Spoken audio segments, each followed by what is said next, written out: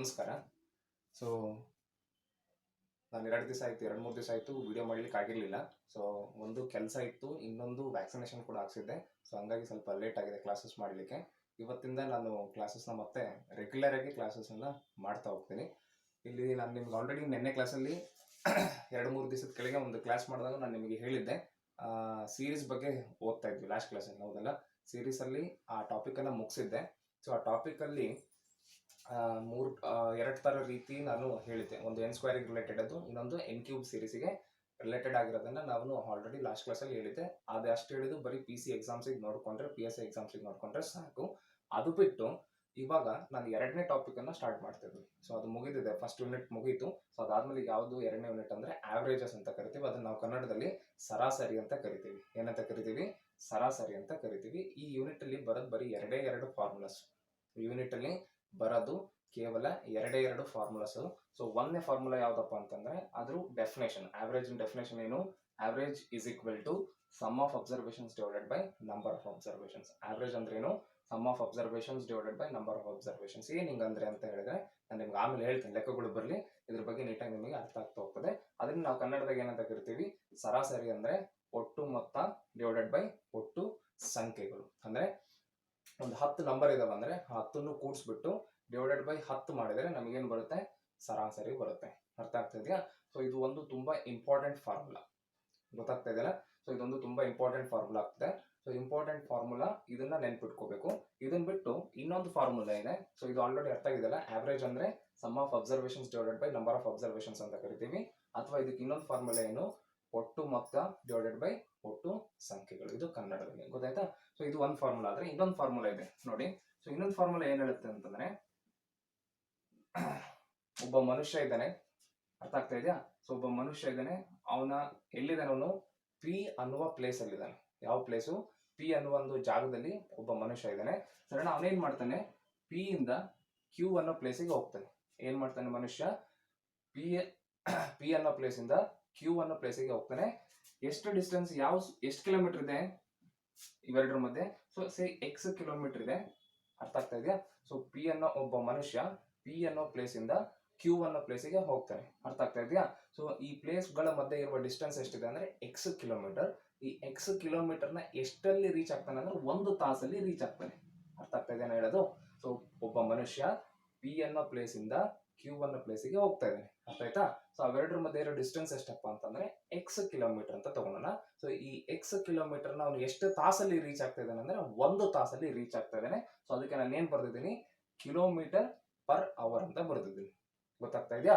So ಅದೇ ಮನುಷ್ಯ ವಾಪಸ್ Q ಇಂದ ಏನ್ ಮಾಡ್ತಾ ಇದ್ದಾನೆ? P ಗೆ ಬರ್ತಾ ಇದ್ದಾನೆ. ಅರ್ಥ ಆಗ್ತಾ ಇದೆಯಾ? ಈಗ P ಇಂದ Q ಹೋಗಿದ್ದ, ಈಗ ಏನ್ ಮಾಡ್ತಾ ಇದ್ದಾನೆ? Q ಇಂದ ವಾಪಸ್ ಮತ್ತೆ ಎಲ್ಲಿಗೆ ಬರ್ತಾ ಇದ್ದಾನೆ? P ಗೆ ಬರ್ತಾ ಇದ್ದಾನೆ. ಅಲ್ಲಿಗೆ ಎಷ್ಟು ಕಿಲೋಮೀಟರ್ ಆಗುತ್ತೆ? ಸೇಮ್ Y ಕಿಲೋಮೀಟರ್ ಅಲ್ಲಿ ಬರ್ತಾನೆ. ಅರ್ಥ ಆಗ್ತಾ ಇದೆಯಾ? ಗೊತ್ತಾಗ್ತಾ ಇದೆಯಾ? ಬಟ್ ಏನಾಗ್ತಾ ಇದೆ, ಅಲ್ಲಿ ಬರ್ತಾ ಇರೋದೇನು? 1 ತಾಸಲ್ಲಿ. ಗೊತ್ತಾಗ್ತಾ ಇದೆಯಾ? ಸೊ ಒಬ್ಬ ಮನುಷ್ಯ P ಇಂದ Q ಹೋದಾಗ X kilometer per hour speed ಅಲ್ಲಿ ಹೋಗ್ತಾನೆ. ಅಂದ್ರೆ ಇಲ್ಲಿ ನೋಡ್ರಿ, ನಾವು ವೆಹಿಕಲ್ ಅಲ್ಲಿ ಹೋಗುವಾಗ 50 ಕಿಲೋಮೀಟರ್ ಪರ್ ಅವರ್ ಅಲ್ಲಿ ಹೋಗ್ತೀವಿ. ಅರ್ಥ ಆಗ್ತಾ ಇದೆಯಾ? ನಿಮ್ಗೆ X Y ಅನ್ನೋದ್ ಬದಲು ನಿಮ್ಗೆ ಈಸಿಯಾಗಿ ತೋರಿಸ್ಬಿಡ್ತೀನಿ. ಇಲ್ಲಿ ನೋಡಿ, ಕನ್ಫ್ಯೂಷನ್ ಆಗುತ್ತೆ. ಅದನ್ನು ಸಿಂಪ್ಲಿಫೈಡ್ ಆಗಿ ಹೆಂಗ್ ನೆನ್ಪಿಟ್ಕೋಬೇಕು ಅಂತ ತೋರಿಸ್ತೀನಿ. ಇಲ್ಲಿ ನೋಡ್ರಿ, ಸಪೋಸ್ ಒಬ್ಬ ಮನುಷ್ಯ P ಇಂದ Q ಅನ್ನೋ ಪ್ಲೇಸಿಗೆ ಹೋಗ್ತಾ ಇದ್ದಾನೆ. ಅರ್ಥ ಆಗ್ತಾ ಇದೆ? ಸೊ ಅವ್ನು ಹೋಗುವಾಗ ಯಾವ ಸ್ಪೀಡ್ ಅಲ್ಲಿ ಹೋಗ್ತಾ ಇದ್ದಾನೆ? 50 ಕಿಲೋಮೀಟರ್ ಪರ್ ಅವರ್ ಸ್ಪೀಡ್ ಅಲ್ಲಿ ಹೋಗ್ತಾ ಇದ್ದಾನೆ. ಅರ್ಥ ಆಗ್ತಾ ಇದೆಯಾ? ಒಬ್ಬ ಮನುಷ್ಯ P ಇಂದ Q ಪ್ಲೇಸಿಗೆ ಯಾವ ಸ್ಪೀಡ್ ಅಲ್ಲಿ ಹೋಗ್ತಾ ಇದ್ದಾನೆ ಅಂದ್ರೆ ಅದನ್ನ ಏನಂತ ಕರಿತೀವಿ ನಾವು? 50 ಕಿಲೋಮೀಟರ್ ಸ್ಪೀಡ್ ಅಲ್ಲಿ ಹೋಗ್ತಾ ಇದ್ದಾನೆ. ಅರ್ಥ ಆಗ್ತಾ ಇದೆಯಾ? ಸೊ ಅದೇ ಮನುಷ್ಯ Q ಇಂದ P ಗೆ ಎಷ್ಟು ಸ್ಪೀಡ್ ಅಲ್ಲಿ ಬರ್ತಾ ಇದ್ದಾನೆ? 40 ಕಿಲೋಮೀಟರ್ ಪರ್ ಅವರ್ ಸ್ಪೀಡ್ ಅಲ್ಲಿ ಬರ್ತಾ ಇದ್ದಾನೆ. ಅರ್ಥ ಆಗ್ತಾ ಇದೆಯಾ? ಒಬ್ಬ ಮನುಷ್ಯ P ಇಂದ Q ಹೋಗ್ಲಿಕ್ಕೆ 50 ಕಿಲೋಮೀಟರ್ ಪರ್ ಅವರ್ ಅಲ್ಲಿ ಹೋಗ್ತಾ ಇದ್ದಾನೆ. ಸೊ ಅದೇ ಮನುಷ್ಯ Q ಇಂದ ವಾಪಸ್ P ಬರುವಾಗ ಯಾವ ಸ್ಪೀಡ್ ಅಲ್ಲಿ ಬರ್ತಾ ಇದ್ದಾನೆ ಅಂತಂದ್ರೆ ಅವನು 40 ಕಿಲೋಮೀಟರ್ ಪರ್ ಅವರ್ ಅಲ್ಲಿ ಬರ್ತಾ ಇದ್ದಾನೆ. ಅರ್ಥ ಆಯ್ತಾ? ಸೊ ಇಂಥ ಟೈಮಲ್ಲಿ ನಾವೇನ್ ಮಾಡಬೇಕು? ಆವ್ರೇಜ್ ಅನ್ನ ಕ್ಯಾಲ್ಕುಲೇಟ್ ಮಾಡ್ರಿ ಅಂತ ಹೇಳ್ತಾರೆ. ಈ ತರ ಪ್ರಶ್ನೆಗಳು ತುಂಬಾ ಸಲ ಬಂದಿದೆ, ನೆನ್ಪಿಟ್ಕೊಂಡ್ರಿ. ಇಂಥ ಟೈಮಲ್ಲಿ ನಾವೇನ್ ಮಾಡಬೇಕು? ಆವ್ರೇಜ್ ಅನ್ನ ಕ್ಯಾಲ್ಕುಲೇಟ್ ಮಾಡಬೇಕು. ಇಲ್ಲಿ ನೋಡ್ರಿ, ಇದನ್ನ ಹೆಂಗ್ ನೆನ್ಪಿಟ್ಕೋಬೇಕು ಅಂತಂದ್ರೆ, ನಾನು ಈ 50 ಕಿಲೋಮೀಟರ್ ಪರ್ ಅವರ್ ಇದೆಯಲ್ಲ, ಇದನ್ನ ನಾನು X ಅಂತ ತಗೊಂತೀನಿ. ಗೊತ್ತಾಗ್ತಾ ಇದೆಯಾ? ಸೊ ಈ 40 ಕಿಲೋಮೀಟರ್ ಪರ್ ಅಂತ ಇದೆಯಲ್ಲ, ಇದನ್ನ Y ಅಂತ ತಗೊಂತೀನಿ. ಸೊ ಅವಾಗ ಸಿಂಪ್ಲಿಫೈ ಮಾಡಿದ್ರೆ ಫಾರ್ಮುಲಾನ 2XY divided by X plus Y ಆಗುತ್ತೆ. ಅರ್ಥ ಅರ್ಥ ಆಗ್ತಾ ಇದೆಯಾ? ಸೊ ಆವ್ರೇಜ್ ಏನಾಗುತ್ತೆ 2 into X Y divided by X plus Y. ಹಂಗಂದ್ರೆ 2 ಇಂಟು ಎಕ್ಸ್ ಅಂದ್ರೆ ಎಷ್ಟಿದೆ 50 ಇದೆ, ಅರ್ಥ ಆಗ್ತಾ ಇದೆಯಾ? ವೈ ಅಂದ್ರೆ ಎಷ್ಟಿದೆ 40 ಇದೆ, divided by X plus Y 50 plus 40. ಅರ್ಥ ಆಗ್ತಾ ಇದೆಯಾ? ಸೊ ಇದು ಯಾವ ತರ ನಾನು ಸಾಲ್ವ್ ಮಾಡಿದೆ ಅಂತ ಇದರ ಮೇಲೆ ನಾವು ಒಂದಷ್ಟು ಲೆಕ್ಕಗಳನ್ನ ಸಾಲ್ವ್ ಮಾಡ್ತಾ ಹೋಗ್ತೀನಿ. ಸೊ ಅವಾಗ ನೀವು ನೆನ್ಪಿಟ್ಕೊಳ್ಳಿ, ಗೊತ್ತಾಗ್ತಾ ಇದೆ? ಇದು ಒಂದು ಎಕ್ಸಾಂಪಲ್ ತುಂಬಾ ಇಂಪಾರ್ಟೆಂಟ್. ಒಬ್ಬ ಮನುಷ್ಯ ಪಿ ಇಂದ ಕ್ಯೂಗೆ 50 ಕಿಲೋಮೀಟರ್ ಸ್ಪೀಡಲ್ಲಿ ಹೋಗ್ತಾ ಇದ್ದಾನೆ, ಅದೇ ಕ್ಯೂ ಇಂದ ವಾಪಸ್ ಪಿಗೆ ಯಾವ ಸ್ಪೀಡಲ್ಲಿ ಬರ್ತಾ ಇದ್ದಾನೆ 40 ಕಿಲೋಮೀಟರ್ ಸ್ಪೀಡಲ್ಲಿ ಬರ್ತಾ ಇದ್ದಾನೆ. ಸೊ ಅಂತ ಟೈಮಲ್ಲಿ ನಾವೇನ್ ಮಾಡಬೇಕು, ಆವರೇಜ್ ಅನ್ನ ಕ್ಯಾಲ್ಕುಲೇಟ್ ಮಾಡಕ್ಕೆ ಹೇಳ್ತಾನೆ. ಸೊ ಆವರೇಜ್ ಅನ್ನ ಕ್ಯಾಲ್ಕುಲೇಟ್ ಮಾಡ್ಲಿಕ್ಕೆ ನಮಗೆ ಈ ಫಾರ್ಮುಲಾನ ಬಳಸ್ತೀವಿ. ಏನಪ್ಪಾ ಆ ಫಾರ್ಮುಲಾ ಅಂತಂದ್ರೆ 2xy divided by X plus Y. ಅರ್ಥ ಆಗ್ತಾ ಇದೆಯಾ? ಇವೆರಡು ಫಾರ್ಮುಲಾಸ್ನ ನೀವು ನೆನ್ಪಿಟ್ಕೊಂಡ್ರೆ ಆವರೇಜ್ ಮೇಲೆ ಯಾವುದೇ ರೀತಿ ಲೆಕ್ಕ ಕೊಟ್ಟರು ಕೂಡ ನಾವೇನ್ ಮಾಡ್ಬೋದು, ಡೈರೆಕ್ಟ್ ಆಗಿ ಸಾಲ್ವ್ ಮಾಡ್ಬೋದು. ಅರ್ಥ ಆಯ್ತಾ? ಇಲ್ಲಿ ನೋಡಿ, ನಾನು ಒಂದು ಎಕ್ಸಾಂಪಲ್ ಕೊಡ್ತೀನಿ. ಈಗ ಎಕ್ಸಾಂಪಲ್ಸ್ ನ ನೋಡ್ಕೊಂಡು ತಗೋಣ. ಒಂದು ಎಕ್ಸಾಂಪಲ್ ತಗೊಂಡ ಇಲ್ಲಿ ನೋಡಿ, if the average is 17, if the average is ಒಂದು ಸಿಂಪಲ್ ಲೆಕ್ಕ, if the average is 17 and if the average is 17 and number of observations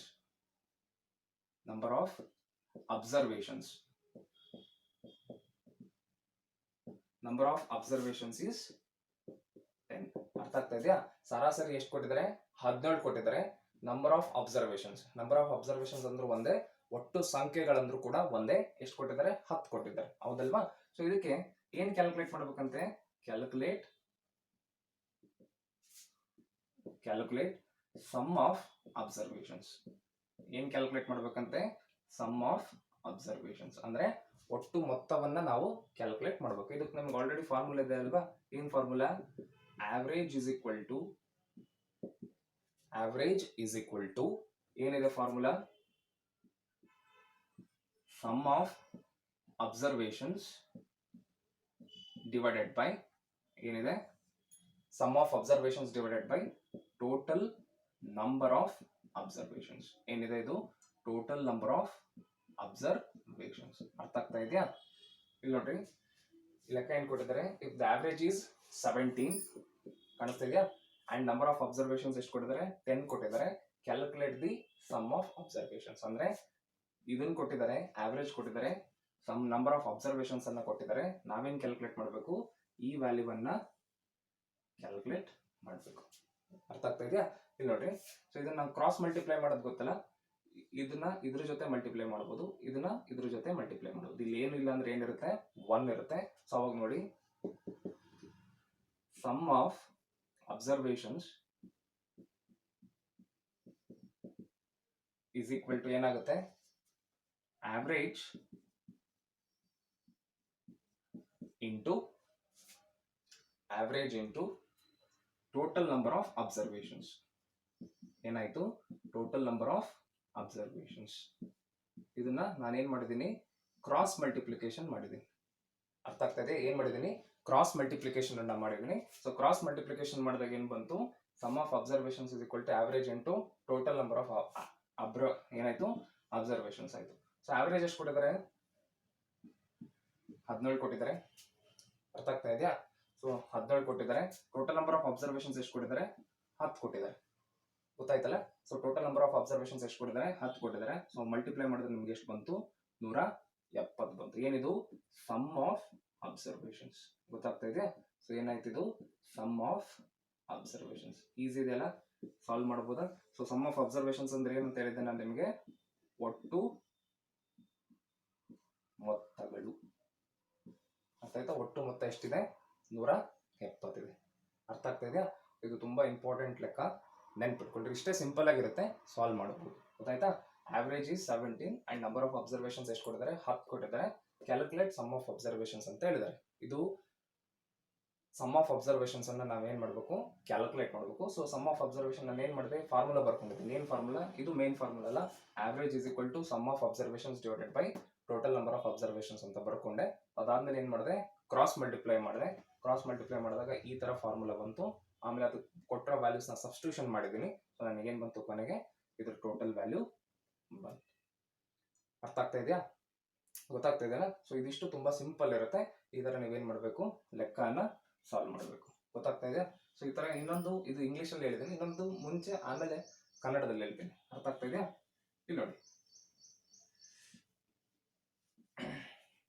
ಇದಾದ್ಮೇಲೆ ಇನ್ನೊಂದು ಲೆಕ್ಕ ಸಾಲ್ವ್ ಮಾಡೋಣ.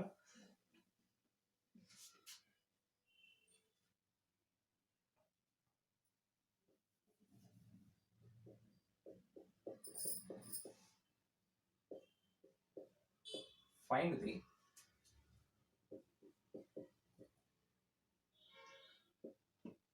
average of numbers. Find the average of numbers between 30 and 40 which are divisible by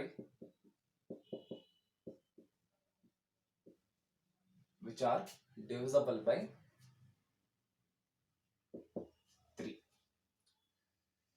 ಏನಿದೆ ಪ್ರಶ್ನೆ ಇದು? Options ಏನ್ ಕೊಡ್ತಾರೆ, ಈ ತರ ಕೊಟ್ಟು ಆಪ್ಷನ್ಸ್ ಕೊಡಲ್ಲ. ಇಲ್ಲಿ ನೋಡಿ, ಆಪ್ಷನ್ಸ್ ನಾವು ಆಮೇಲೆ ನೋಡೋದಂತೆ. ಇಲ್ಲಿ ನೋಡ್ಕೊಳ್ಳಿ, ಈ ತರ ಒಂದು ಪ್ರಶ್ನೆ ಕೊಡ್ತಾರೆ. ಏನಿದು? Find the average of numbers between 30 and 40 which are divisible by 3. ಓಕೆನಾ? ಇಲ್ಲಿ ನೋಡಿ, ಪ್ರಶ್ನೆ ಕರೆಕ್ಟ್ ಆಗಿ ನೋಡ್ಕೊಳ್ಳಿ. Find the average of numbers between 30 and 40 ಅಂದ್ರೆ ನಾವೇನ್ ಮಾಡ್ಬೇಕು, ಸರಾಸರಿಯನ್ನ ಕ್ಯಾಲ್ಕುಲೇಟ್ ಮಾಡಬೇಕು. ಯಾವ್ದ್ರದ್ದು ಅಂದ್ರೆ 30 ಮತ್ತೆ 40 ಮಧ್ಯೆ ಬರುವಂತ ನಂಬರ್ಸ್ ಇಂದ ನಾವೇನ್ ಮಾಡಬೇಕು, ಸರಾಸರಿ ಕ್ಯಾಲ್ಕುಲೇಟ್ ಮಾಡಬೇಕು. ಸೊ ಅದೇನಾಗಿರ್ಬೇಕು, 3ರಿಂದ ಏನಾಗ್ಬೇಕು, ಡಿವೈಡ್ ಆಗ್ಬೇಕು. ಅರ್ಥ ಆಗ್ತಾ ಇದೆಯಾ? ಇಲ್ಲಿ ನೋಡ್ರಿ, 30, 31, 32, 33. 30ನ 3ಯಿಂದ ಡಿವೈಡ್ ಮಾಡಿದ್ರೆ ಎಷ್ಟು ಬರುತ್ತೆ?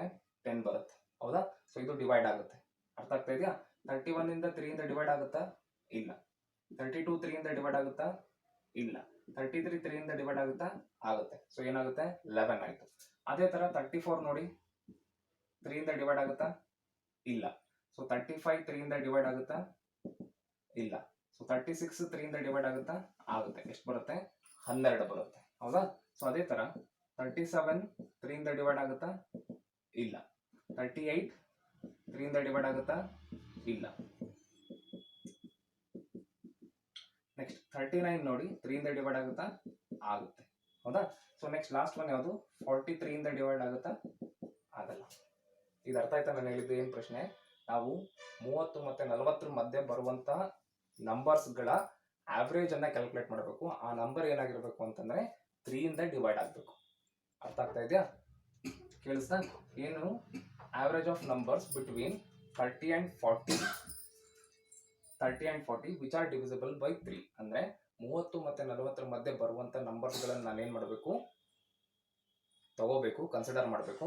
ಕನ್ಸಿಡರ್ ಮಾಡ್ಬಿಟ್ಟು ಅದ್ರೊಳಗೆ ಏನಾಗಬೇಕು, ಅದು 3ಯಿಂದ ಡಿವೈಡ್ ಆಗಬೇಕು. ಏನದು? 3ಯಿಂದ ಡಿವೈಡ್ ಆಗಬೇಕು. ಇಲ್ಲಿ ನೋಡಿ, 30 ತಗೊಂಡಿದ್ದೀನಿ, ಡಿವೈಡೆಡ್ ಬೈ 3 ಮಾಡಿದ್ದೀನಿ. 30 ಮತ್ತೆ 40 ತಗೊಳಕ್ ಬರುತ್ತಾ? ಇಲ್ಲ. ಇವೆರಡನ್ನು ನಾನು ತಗೊಳ್ಲಿಕ್ಕೆ ಬರಲ್ಲ. ಯಾಕಪ್ಪ ತಗೊಳ್ಲಿಕ್ಕೆ ಬರಲ್ಲ ಅಂತಂದ್ರೆ, ಇಲ್ಲಿ ಏನ್ ಹೇಳಿದರೆ 30 ಮತ್ತೆ 40 ಮಧ್ಯ. ಯಾವುದು 30 ಮತ್ತೆ 40 ಮಧ್ಯ ಬರುತ್ತೆ? 31ರಿಂದ 39 ತನಕ ಮಾತ್ರ ಬರುತ್ತೆ. ಅಂದ್ರೆ 30 ತಗೊಳಕ್ ಬರಲ್ಲ, ಜೊತೆಗೆ 40 ತಗೊಳಕ್ ಬರಲ್ಲ. ಬರೀ ತಗೊಳಕ್ ನಾನು ಇಲ್ಲಿಂದ 31ರಿಂದ 39 ತನಕ ತಗೋಬೇಕು. ಓಕೆನಾ? ಇವೇನಾಗಬೇಕು, ನಂಬರ್ಸ್ಗಳು 3ರಿಂದ ಡಿವೈಡ್ ಆಗಬೇಕು. ಸೊ 3ರಿಂದ ಡಿವೈಡ್ ಆಗೋದು ಯಾವುದು? ಒಂದು 33, ಇನ್ನೊಂದು 36, ಇನ್ನೊಂದು 39. ಹೌದಿಲ್ಲ? ಕಂಪ್ಲೀಟ್ ಆಗಿ ಡಿವೈಡ್ ಆಗಬೇಕು. ಸರಿನಾ? ಸೊ 33, 36, 39 ಏನಾಗುತ್ತೆ? ಇವು 3 ಮಾತ್ರ ಏನಾಗುತ್ತೆ? ಡಿವೈಡ್ ಆಗುತ್ತೆ. ಅರ್ಥ ಆಗ್ತಾ ಇದೆಯಾ? ಡಿವೈಡ್ ಆಗುತ್ತೆ. ಸೊ ಇಲ್ಲಿ ನೋಡಿ, 3 ನಂಬರ್ ಗೊತ್ತಾಯ್ತು. 31 ಡಿವೈಡ್ ಆಗಲ್ಲ, 32 ಡಿವೈಡ್ ಆಗಲ್ಲ, 34 ಡಿವೈಡ್ ಆಗಲ್ಲ, 35 ಡಿವೈಡ್ ಆಗಲ್ಲ, 37 ಕೂಡ ಡಿವೈಡ್ ಆಗಲ್ಲ, 38 ಕೂಡ ಡಿವೈಡ್ ಆಗಲ್ಲ, 39 ಮಾತ್ರ ಡಿವೈಡ್ ಆಗುತ್ತೆ. ಸೊ ನಮಗೆ ಯಾವ್ದು ಗೊತ್ತಾಯ್ತು ಈಗ ಫೈನಲಿ? 33, 36, 39 ಈ 3 ನಂಬರ್ಸ್ ಏನಾಗುತ್ತೆ? 3ಯಿಂದ ಡಿವೈಡ್ ಆಗುತ್ತೆ. ಅರ್ಥ ಆಗ್ತಾ ಇದೆಯಾ? 3ರಿಂದ ಡಿವೈಡ್ ಆಗುತ್ತೆ. ಗೊತ್ತಾಗ್ತಾ ಇದೆಯಾ? 30 ತಗೊಳಕ್ ಬರುತ್ತಾ? ತಗೊಳಕ್ ಬರಲ್ಲ. ಯಾಕೆ? ಪ್ರಶ್ನೆಯಲ್ಲಿ ಏನ್ ಹೇಳಿದರೆ 30 ಮತ್ತೆ 40 ಮಧ್ಯೆ ಬರುವಂತ ನಂಬರ್ಸ್ ನ ಮಾತ್ರ ತಗೋಬೇಕು. 30 ಬಿಡಬೇಕು, 40 ಬಿಡಬೇಕು. ಅದ್ರ ಮಧ್ಯೆ ಏನು 9 ನಂಬರ್ಸ್ ಬರುತ್ತಲ್ಲ, ಅದ್ರೊಳಗೆ ಯಾವುದು 3ರಿಂದ ಡಿವೈಡ್ ಆಗುತ್ತೆ ಅಂತ ನೋಡ್ಕೊಂಡ್ಬಿಟ್ಟು ನಾವು ಆ 3 ನಂಬರ್ಸ್ ನ ಸೆಲೆಕ್ಟ್ ಮಾಡಬೇಕು. ನಮಗೆ ಸಿಕ್ಕಿದ್ದು ಯಾವುದು 3 ನಂಬರ್ಸ್ ಅಂದ್ರೆ ಒಂದು 33, 36, 39. ಅರ್ಥ ಆಗ್ತಾ ಇದೆಯಾ? ಸೊ ಇಲ್ಲಿ ನೋಡಿ, ಈ 3 ನಂಬರ್ಸ್ ಇತ್ತು, ಈ 3 ನಂಬರ್ನ ಆವರೇಜ್ ಅನ್ನು ನಾನು ಕ್ಯಾಲ್ಕುಲೇಟ್ ಮಾಡಬೇಕು. ಅರ್ಥ ಆಗ್ತಾ ಇದೆಯಾ? ಸೊ ಆವರೇಜ್ ಹೆಂಗೆ ಕ್ಯಾಲ್ಕುಲೇಟ್ ಮಾಡ್ತೀವಿ? ಆವರೇಜ್ ಈಸ್ ಈಕ್ವಲ್ ಟು ಈ ಮೂರನ್ನ ಏನು ಮಾಡ್ಬೇಕು ನಾನು? ಸಮ್ ಅಲ್ಲ, ಈ ಮೂರನ್ನು ಏನು ಮಾಡ್ತೀನಿ? ಅಡಿಷನ್ ಮಾಡ್ತೀನಿ. 33 plus 36 plus 39. So 33 plus 36 plus 39 divided by ಏನು ಮಾಡ್ತೀನಿ? 3 ಮಾಡ್ತೀನಿ. ಅರ್ಥ ಆಗ್ತಾ ಇದೆಯಾ? 33 plus 36 plus 39 so divided by 3. So ಇದನ್ನ ಕೂಡಿಸಿದ್ರೆ ಎಷ್ಟಾಗುತ್ತೆ? 36 33 39 12 15 1 10 105 ಆಯ್ತಾ? ಕರೆಕ್ಟಾ? ಸೊ ಇಲ್ಲಿ ನೋಡಿ 3 12 9 18 ಸಾರಿ 108 ಆಯ್ತು ಅಲ್ವಾ? ಸೊ 108 ಡಿವೈಡೆಡ್ ಬೈ 3 ಕರೆಕ್ಟಾ? 108 ಡಿವೈಡೆಡ್ ಬೈ 3 3 ಒಂದ್ಲೆ 3 3ಲೆ 3 6ಲೆ. ಸೊ ಆವರೇಜ್ ಎಷ್ಟಾಯ್ತು ನಿಮಗೆ?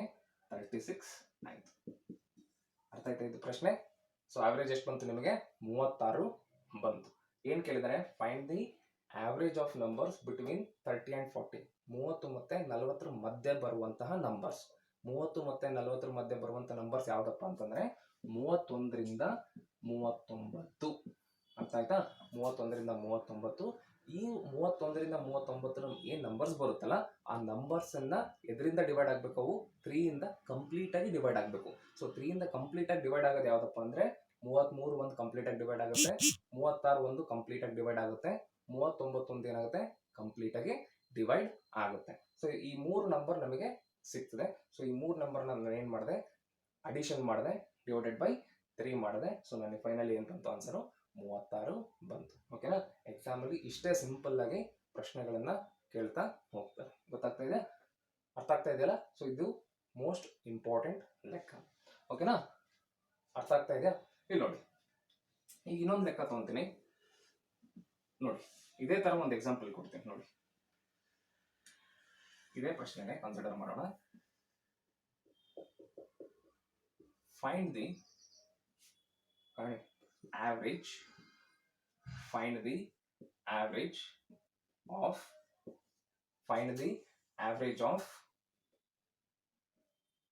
1 to 10 numbers. Simple ಪ್ರಶ್ನೆ. Find the average of 1 to 10 numbers. ಓಕೆನಾ? ಸೊ ಇಲ್ಲಿ ನೋಡಿ 1 to 10 ಅಂದ್ರೆ ಎಷ್ಟಾಯ್ತು? 1 to 10 ನಂಬರ್ಸ್ ಅನ್ನ ನಾನು ಕನ್ಸಿಡರ್ ಮಾಡಬೇಕು. ಹೌದಾ? 1 ಪ್ಲಸ್ ಆವರೇಜ್ ಹೆಂಗ್ ಮಾಡೋದು? 1 to 10 ಅಂದ್ರೆ ಯಾವ್ದು ಬರುತ್ತಪ್ಪ? ಫಸ್ಟ್ 1 2 3 4 5 6 7 8 9 10. ಅರ್ಥ ಆಗ್ತಾ ಇದೆಯಾ? ಸೊ ನಾನೇನ್ ಮಾಡ್ಬೇಕಂತೆ?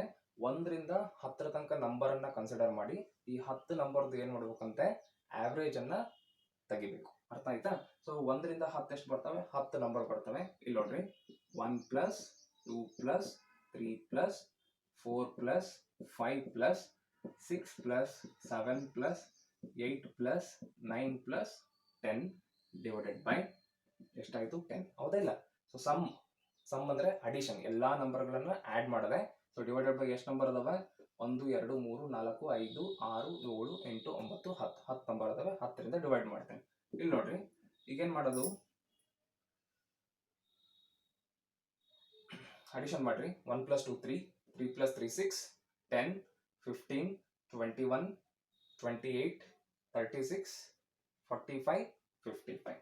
ಎಷ್ಟಾಯ್ತು ಇದು? ಟೋಟಲ್ ಆಡ್ ಮಾಡಿದ್ರೆ 55 ಡಿವೈಡೆಡ್ ಬೈ 10. ಅರ್ಥ ಆಗ್ತಾ ಇದೆಯಾ? 55 ಡಿವೈಡೆಡ್ ಬೈ 10. ಸೊ ಆನ್ಸರ್ ಎಷ್ಟು ಬಂತು ನಿಮಗೆ? ಇದರಿಂದ ಡಿವೈಡ್ ಮಾಡಿದ್ರೆ ನಮಗೆ 5.5 ಬರುತ್ತೆ. ಅರ್ಥ ಆಗ್ತಾ ಇದೆಯಾ? ಸೊ ಏನಾಯ್ತು ಇದು? 5.5. ಇದೇನೋ ಸಿಂಪಲ್ ಇದೆ. 1 to 10 ಅಂತ ಇದೆ. ನಾವೇನ್ ಮಾಡಿದ್ವಿ? ಕ್ಯಾಲ್ಕುಲೇಷನ್ ಮಾಡಿದ್ವಿ. ಹೌದಾ? 1 2 3 4 5 6 ಅಂತ ಅಡಿಷನ್ ಮಾಡ್ಕೊಂತ ಹೋದ್ವಿ. ಡಿವೈಡೆಡ್ ಬೈ 10 ಮಾಡಿದ್ವಿ. ನಮಗೇನು ಬಂತು? 5.5 ಬಂತು. ಓಕೆನಾ? ಈ ತರ ಮಾಡಿದ್ವಿ, ಬಂತು, ಈಸಿಯಾಗಿ ಸಾಲ್ವ್ ಮಾಡಿದ್ವಿ. ಅದೇ 1 to 10 ಕೊಟ್ಟರೆ, ಅದೇ 1 to 20 ಕೊಟ್ರೆ ಅಥವಾ 1 to 30 ಕೊಟ್ರೆ, ಅರ್ಥ ಆಗ್ತಾ ಇದೆಯಾ? 1 to 40 ಕೊಟ್ರೆ ಏನ್ ಮಾಡ್ತೀರಾ? ಅಂತ ಟೈಮಲ್ಲಿ ನಾನು ಏನ್ ಮಾಡ್ತೀನಿ ಅಂದ್ರೆ ಈ ಮೆಥಡ್ ಅನ್ನ ಯೂಸ್ ಮಾಡಲ್ಲ. ಇದಕ್ಕೊಂದು ಫಾರ್ಮುಲಾ ಇದೆ. ಅರ್ಥ ಆಗ್ತಾ ಇದೆಯಾ? ಸೊ ಏನ್ ಫಾರ್ಮುಲಾ ನೋಡ್ರಿ, ಸಿಂಪಲ್ ಫಾರ್ಮುಲಾ. ಅದಕ್ಕೆ ಏನಂತ ತಗೊಂತೀವಿ? S is equal to n into n plus 1/2. ಅರ್ಥ ಆಗ್ತಾ ಇದೆಯಾ? 1 ಇಂದ 10 ತನಕ ಆ ಫಾರ್ಮುಲಾ ಆ ಥರ ಮಾಡೋ ಬದಲು ಏನು ಮಾಡ್ಬೋದು, ಇದೊಂದು ಫಾರ್ಮುಲಾನ ಸಿಂಪಲ್ ಆಗಿ ಲಾಜಿಕ್ ಆಗಿ ಬರ್ಬೋದು. ಓಕೆನಾ, ಲಾಜಿಕ್ ಆಗಿ ಯೂಸ್ ಮಾಡ್ಬೋದು. ಇದು ಇಲ್ಲಿ ಯೂಸ್ ಮಾಡೋ ಟ್ರಿಕ್ ಅನ್ನ ನಾನು ಹೇಳ್ಕೊಡ್ತಾ ಇದ್ದೀನಿ. ಅರ್ಥ ಆಗ್ತಾ ಇದೆಯಾ? ಸೊ 1 ರಿಂದ 10 ತನಕ ನಾನು ಏನು ಮಾಡಬೇಕು, ಸರಾಸರಿಯನ್ನ ಕ್ಯಾಲ್ಕುಲೇಟ್ ಮಾಡಬೇಕು. ಸೊ ನಾನು ಆಗಲೇ ಮಾಡಿದ್ನಲ್ಲ ಆ ಥರ ಮಾಡಿದ್ರೆ ತುಂಬಾ ಟೈಮ್ ಹಿಡಿತಂತೆ. ಇದನ್ನು ಒಂದೇ ನಿಮಿಷದಲ್ಲಿ ಹೆಂಗ್ ಸಾಲ್ವ್ ಮಾಡಬೇಕು ಅಂತಂದ್ರೆ, ಇಲ್ಲಿ ನಮಗೆ ಒಂದು ಫಾರ್ಮುಲಾ ಇದೆ. ಏನು formula? S is equal to n into n plus 1 divided by 2 ಅಂತ ಒಂದು ಫಾರ್ಮುಲಾ ಇದೆ. ಓಕೆನಾ? ಸೊ ಇಲ್ಲಿ ಎಷ್ಟು ನಂಬರ್ಸ್ ಆಗ್ತವೆ ನಮಗೆ? n ಅಂದ್ರೆ ಟೋಟಲ್ ನಂಬರ್ಸ್. n ಅಂದ್ರೆ ಏನು? Total numbers. ಎಷ್ಟು ನಂಬರ್ ಆಗ್ತವೆ? n ಅಂದ್ರೆ 10 ನಂಬರ್ ಆಗುತ್ತಲ್ವಾ? 1 2 3 4 5 6 7 8 9 10. ಎಷ್ಟು ನಂಬರ್ ಆಯ್ತು? 10 ಆಯ್ತು. ಸೊ n ಅಂದ್ರೆ ಏನಾಯ್ತು? 10 ಆಯ್ತು. ಇಲ್ಲಿ ನೋಡ್ರಿ, 10 ಇಂಟು 10 ಪ್ಲಸ್ 1 ಡಿವೈಡೆಡ್ ಬೈ 2. ಹೌದಾ? ಅರ್ಥ ಆಗ್ತಾ ಇದೆಯಾ? So 10 plus 1 divided by 2. So ಇಲ್ಲಿ ನೋಡಿ ಎಷ್ಟಾಯ್ತು? 2 1 2 5 11 5 ಎಷ್ಟಾಯ್ತು? 55. ಕರೆಕ್ಟಾ? ಸೊ 55 ಡಿವೈಡೆಡ್ ಬೈ ಎಷ್ಟಾಯ್ತಪ್ಪ? ಎಷ್ಟು ನಂಬರ್ಸ್ ಅದಾವೆ? 10 ಅದಾವೆ. ಕರೆಕ್ಟಾ? ಅರ್ಥ ಆಗ್ತಾ ಇದೆಯಾ ನಾನು ಹೇಳಿದ್ದು? ಸೊ 10 ಆಯ್ತು. ಸೊ ಫೈನಲಿ ಆನ್ಸರ್ ಏನು ಬಂತು? 5.5. ಇದು ಎಷ್ಟು ಬಂತು ನಮಗೆ? 55 ಬರುತ್ತೆ. ಅರ್ಥ ಆಯ್ತಾ ಇದು? ಇಲ್ಲಿ ನೋಡಿ, ಇಲ್ಲಿ ಎಷ್ಟು ಬಂತು? 5 ಇಂಟು 11. 11 5 ಎಷ್ಟಾಯ್ತು? 55 ಆಯ್ತು. ಸೊ ಎಷ್ಟು ನಂಬರ್ಸ್ ಅದಾವೆ ಡಿವೈಡ್ ಮಾಡೋದು? 10. ಸೊ ಸಿಂಪಲ್ ಎಷ್ಟಾಯ್ತು? 5.5 ಆಯ್ತು. ಇದು ಈಸಿಯಾಗಿ ಫಾರ್ಮುಲಾ ಯೂಸ್ ಮಾಡ್ಕೊಂಡು ನಾವೇನು ಮಾಡ್ಬೋದು? ಸಾಲ್ವ್ ಮಾಡ್ಬೋದು. ಅರ್ಥ ಆಗ್ತಾ ಇದೆಯಾ? ಸೊ ಇದ್ರ ಮೇಲೆ ನಾನು ಒಂದಷ್ಟು ಲೆಕ್ಕಗಳನ್ನ ಮತ್ತೆ ನೆಕ್ಸ್ಟ್ ಕ್ಲಾಸಲ್ಲಿ ಸಾಲ್ವ್ ಮಾಡ್ತಾ ಹೋಗ್ತೀನಿ. ಅಲ್ಲಿ ತನಕ ಈ ಲೆಕ್ಕಗಳನ್ನ ಪ್ರಾಕ್ಟೀಸ್ ಮಾಡಿರಿ. ಅರ್ಥ ಆಗ್ತಾ ಇದೆಯಾ?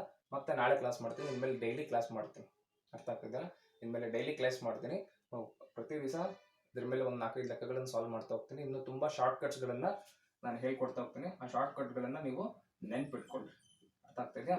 ಶಾರ್ಟ್ ಕಟ್ ನೆನಪಿದ್ರೆ ನಾವು ಆರಾಮ್ಸೆ ಸಾಲ್ವ್ ಮಾಡ್ಕೊತ ಬರ್ಬೋದು. ಇದನ್ನ ಪ್ರಾಕ್ಟೀಸ್ ಮಾಡ್ತಾ ಹೋಗಿ. ಎವ್ರಿ ಡೇ ಒಂದು ಇದ್ರ ಮೇಲೆ ಒಂದು 4 ಲೆಕ್ಕ 5 ಲೆಕ್ಕ ಪ್ರಾಕ್ಟೀಸ್ ಮಾಡ್ತಾ ಹೋಗ್ರಿ. ಸೊ ಆವಾಗ ನಿಮಗೆ ಈಸಿ ಆಗ್ತದೆ. ಅರ್ಥ ಆಗ್ತಿದೆ? ಮತ್ತೆ ನಾಳೆ ಇದ್ರ ಮೇಲೆ ಇನ್ನೊಂದಷ್ಟು ಲೆಕ್ಕಗಳನ್ನು ಸಾಲ್ವ್ ಮಾಡಿ ಇನ್ನೊಂದಷ್ಟು ಟ್ರಿಕ್ಸ್ಗಳನ್ನು ಶಾರ್ಟ್ಕಟ್ಸ್ಗಳನ್ನು ನಾನು ನಿಮಗೆ ಹೇಳ್ಕೊಡ್ತೀನಿ. ಇದು ಜಸ್ಟ್ ಬರೀ ಇವತ್ತು ಇಂಟ್ರಡಕ್ಷನ್ ಆವ್ರೇಜಸ್ ಮೇಲೆ ಒಂದು 3 ಲೆಕ್ಕ ನಿಮಗೆ ಎಕ್ಸಾಂಪಲ್ ತೋರಿಸಿದ್ದೀನಿ. ಮನೇಲಿ ಕೂತ್ಕೊಂಡು ಪ್ರಾಕ್ಟೀಸ್ ಮಾಡಿರಿ. ಅರ್ಥ ಆಗ್ತಾ ಇದೆಯಾ? ಸೊ ಇಲ್ಲಿ ನೋಡಿ, ಇದಿಷ್ಟು ಇವತ್ತಿಂದು ಕ್ಲಾಸ್. ನಾಳೆ ಮತ್ತೆ ನಾನು ನಿಮಗೆ ಕ್ಲಾಸ್ನ ಮಾಡ್ತೀನಿ. ಓಕೆನಾ? ಇಲ್ಲಿ ನೋಡಿ, ಇದಿಷ್ಟನ್ನ ನೀಟಾಗಿ ಓದ್ಕೊಳ್ಳಿ. ಶಾರ್ಟ್ಕಟ್ಸ್ನ ನೆನ್ಪಿಟ್ಕೊಳ್ರಿ.